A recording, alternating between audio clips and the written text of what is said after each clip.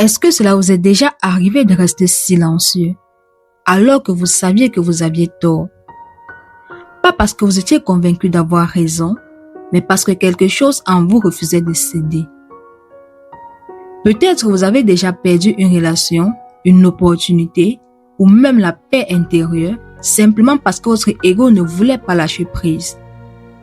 On parle souvent de confiance en soi, d'estime de soi, mais beaucoup plus rarement de ce piège subtil qui se cache derrière l'orgueil. Carl Gustav Jung disait « L'orgueil est une manière de se protéger contre la honte. » Et si ce que nous appelons parfois force était en réalité une protection? Hello, ici Lucas Riel.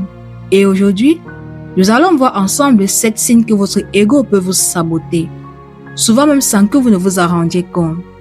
Et surtout, comment cultiver une fierté saine sans tomber dans le piège de l'orgueil. La fierté et l'orgueil partent du même point, la relation que nous entretenons avec nous-mêmes. Mais leur effet est très différent. La fierté est stable. Elle naît de quelque chose de réel.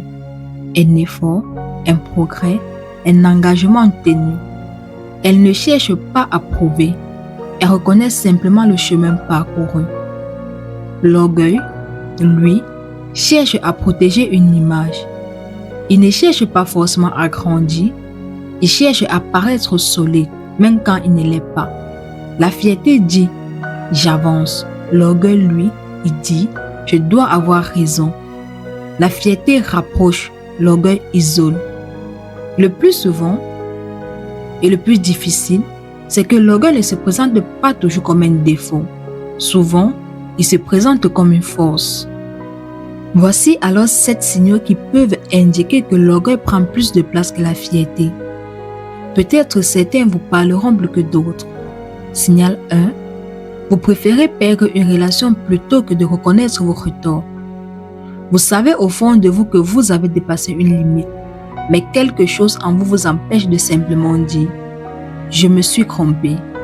Et avec le temps, la distance s'installe. L'orgueil préfère avoir raison, même si cela coûte une relation précieuse. La fierté, elle sait reconnaître ses erreurs sans se sentir diminuée. Signal 2. Vous prenez des remarques comme des attaques personnelles. Quelqu'un vous fait un retour constructif et immédiatement, vous ressentez une tension intérieure, comme si cette remarque remettait en question votre valeur. L'orgueil associe critique et rejet. La fierté, quant à elle comprend que progresser implique parfois d'ajuster. Signal croix, vous refusez de l'aide, même quand vous en avez besoin. Vous traversez une difficulté et vous préférez tout porter seul. Demander de l'aide vous donne l'impression d'être faible. Pourtant, les personnes qui avancent le plus souvent sont celles qui savent s'entourer. Accepter de ne pas tout savoir demande du courage. Signal 4. Vous ressentez le besoin d'avoir raison, même sur des détails. Une discussion simple devient un débat. Un détail devient un enjeu. L'ego veut gagner. La fierté n'a pas besoin de prouver constamment sa valeur. Tout ne mérite pas un combat. Signal 5. Vous comparez constamment aux autres. Quelqu'un réussit, au lieu d'être inspiré par cette personne, vous ressentez une tension, comme si la réussite des autres diminuait la vôtre. L'orgueil mesure sa valeur en comparaison. La fierté mesure son évolution personnelle. Signal 6.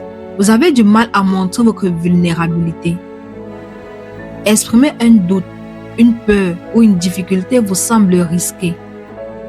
Alors, vous gardez tout à l'intérieur. Mais à force de vouloir paraître fort, on finit par se couper des autres. La vulnérabilité n'est pas une faiblesse. C'est souvent ce qui crée les relations les plus sincères. Signal 7. Vous critiquez facilement, mais acceptez difficilement la critique. Il est facile de voir les défauts des autres, mais lorsque l'attention est tournée vers vous, quelque chose se ferme immédiatement. L'orgueil protège une image La fierté construit une identité.